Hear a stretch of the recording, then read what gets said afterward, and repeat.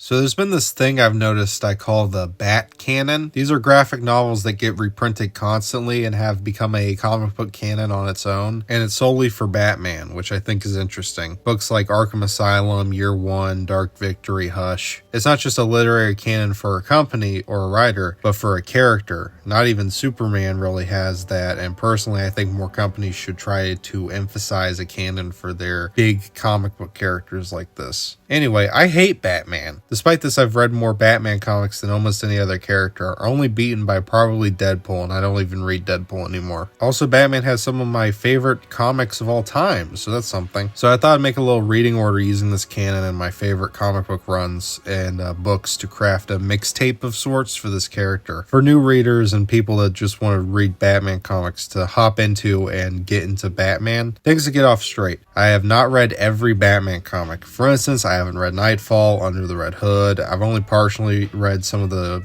Denny O'Neil stuff, and only the Cassandra Cain parts of No Man's Land. I haven't actually read the entire event of No Man's Land. Also, stuff I think is straight crap like Hush is mostly admitted. I'm also going through these as spoiler free as possible, so keep that in mind. Now, some of these books are going to be out of chronological order of release. I'm primarily basing this off the timeline set in Grant Morrison's Bat Saga and stuff that's necessary reading for the Bat Saga. This is also focused mainly on Batman and not side characters like Nightwing. So let's get into it. Let's just kick it off. First off, at the beginning, Batman Year One. It's a masterpiece. This version of Bruce and Jim Gordon is so perfect that these have stayed the definitive versions of these characters for the past 4 decades. Most importantly is the scene where he says, "Yes, Father, I shall become a bat," and rings the bell for Alfred. That's going to come back a lot. According to Grant Morrison, Bruce started his journey as Batman in Year One at 19 or 20. This is also implied in Dark Knight Returns. While you have to ignore the line where Bruce says he's waited 18 years for vengeance, this is a detail that slightly makes the timeline make more sense. Also, that line, if you imagine that Bruce is 18 at the issue 1 of Year One, that becomes more interesting. The idea has been waiting for vengeance since he was born. Then there's Batman Year Two, a Black Sheep comic that's kind of been erased from continuity and has been long replaced by The Long Halloween. But it's insane and worth a read. Batman hunts down this guy called the Reaper using the gun that killed his parents while teaming up with Joe Chill. It's awesome. Then comes Batman Haunted Night and The Long Halloween, both by Jeph Loeb and Tim Sale. Haunted Night consists of 3 stories. The first one,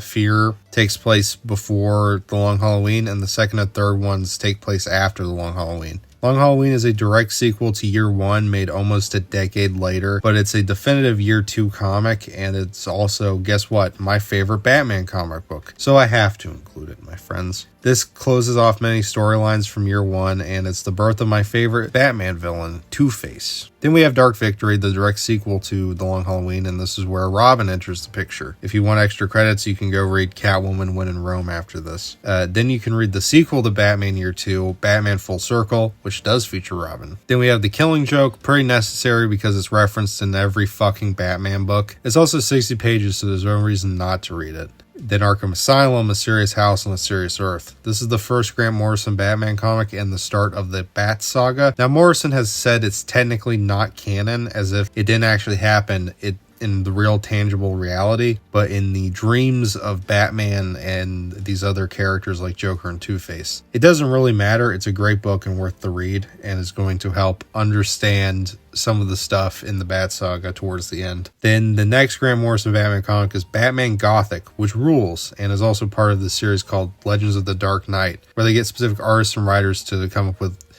basically these solid standalone Batman comics. This next one I will suggest, Batman Faces, a comic by Matt Wagner about Batman and Two-Face. It's not necessary reading, but it's just good. Then Batman Fortunate Son and Jazz. Don't let Gerard Jones getting caught with several hard drives of child porn stop you from reading the epic tale where Batman learns about the importance of the Beatles and how black people got screwed by the record labels. Then I recommend reading Batman Ego, a comic that can fit into really any Batman continuity and is especially interesting given what happens in the Bat Saga. It's collected in a trade with a bunch of other Batman stories by the late great Darwin Cook, and I'd recommend it. Then read Batman Noel, which is a great little Christmas story that connects to Azraella's Batman universe, but also works in main continuity. Then here we go, Grant Morrison's Bat Saga. Before we really dig into it, let me add some extra credit reading. The Cassandra Cain Batgirl series is fantastic, specifically the Kelly Puckett run. That's very like Eisner Spirit-esque. Gotham Central by Rucka and Brubaker, which is about the Gotham PD. Azarella's Joker book, which I like a lot. I know a lot of people hate it, but it's technically out of continuity with the rest of this, so who cares? Why you pay your face, bro? Because I'm being the Joker. Why you be the Joker, dude? Dude, because the Joker's awesome. Get off it. And Garth Ennis's Hitman, which takes place mostly all in Gotham City and features Batman a couple times. It's also a masterpiece, so you should check it out. Now, Grant Morrison's Batman comic begins with the storyline Batman and Son from issues 655 to 658. Then 663 through 683 contain the rest of his run on the main Batman book. This includes the storyline Black Glove and also transitions into Batman, the Resurrection of Ra's al Ghul, which I'm not a big fan of, but it is necessary for the story. Then Batman RP happens, which features Batman's backup personality Zur-En-Arrh that can be connected back to Ego. Then a little event happens called Final Crisis. Final Crisis is my favorite comic book event of all time. Batman has a pretty big role in it for the first 2/3 until, spoiler, something happens. I'm also recommending it because everyone should read Final Crisis because it's beautiful. If you have the little trade paperback like I do, it includes the last 2 issues of Morrison's tenure on the main Batman title that are also beautiful tie-ins to Final Crisis. They also map out more of a timeline for Batman that includes literally everything.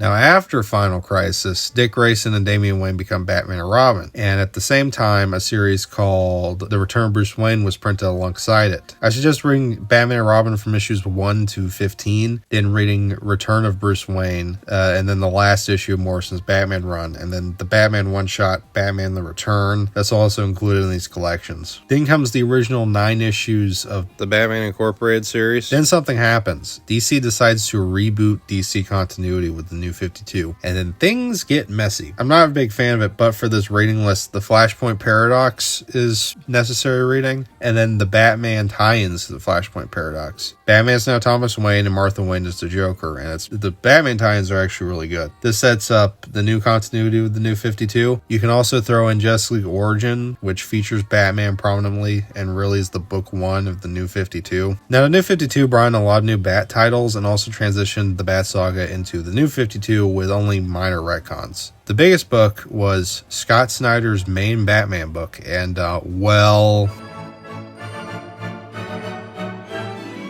Scott Snyder's Batman run ends the day he fucking dies. I've heard a million times this is the real end to my Batman run. I heard it when he finished his New 52 run. I heard it with Dark Knight's Metal. I heard it when I saw him at a con promoting Last Night on Earth. I've heard it with Death Metal. Now he's writing Absolute Batman, which has only been getting better, but in the issue 6, he ties it into his overarching run again, and it's never ending. This is never going to end.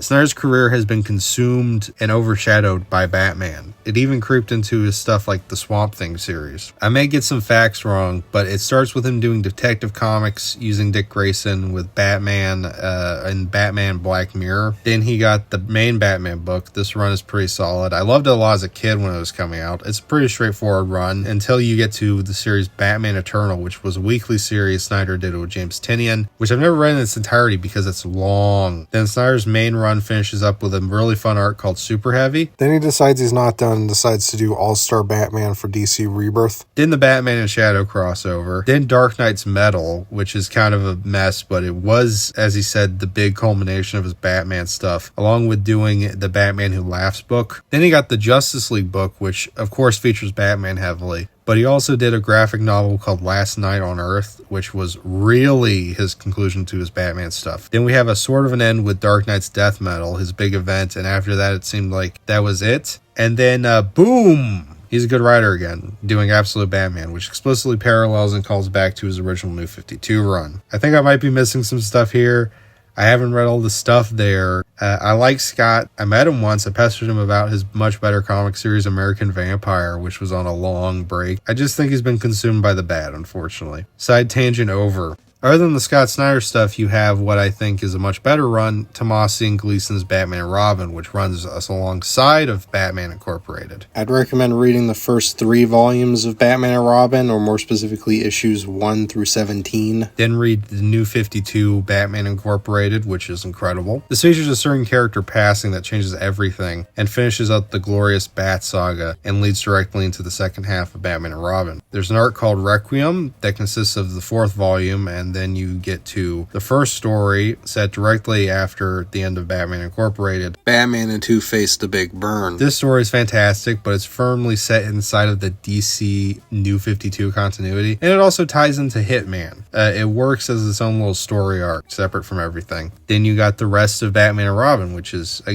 great. And if you read that with Snyder's Batman, you get a nice little bow on New 52 Batman. The Batman comics go off the rails with Rebirth. You have the already mentioned All-Star Batman. I haven't read all of Tynion's Detective Comics, but I remember it being pretty good. The real star of the show was Tom King's Batman, which was a huge mess. It brings back Flashpoint Batman and makes a direct sequel to Snyder's arc Zero Year with the War of Jokes and Riddles, and the whole run is a mess. It's a very fun mess. I went through my main teenage years as the series was being published, and I saw my taste change as it kept going and kept getting worse. Also, its proper ending, Batman and Catwoman, is set in a separate continuity, Tom King's own continuity. That one also requires necessary viewing of a movie, Batman Mask of the Phantasm, because it's a direct sequel to a 90s animated Batman film. You also have Doomsday Clock, which ends the New 52 continuity, and Batman's in that too. I can't concretely recommend that, but you can read it. Then you have Tynion's main Batman run, which is fun, but bad shit, and he also left the book early, unfortunately. Then Williamson took over the book for some time, and I stopped reading. I stopped caring. Then the atrocious Chip Zdarsky run started, and goes on until 2025. Thankfully, alongside of it, you had the very well done Detective Comics run by Ram V. This is also the one series that ties back into the Big Burn. Both runs milk the Bat Saga, which I think is a problem, but V's does it in much more respectfully, I'd say. But after V's run, you're all caught up with Batman. Except in Batman Incorporated, there's an innocuous goon that shows up, and he's the young mutant leader.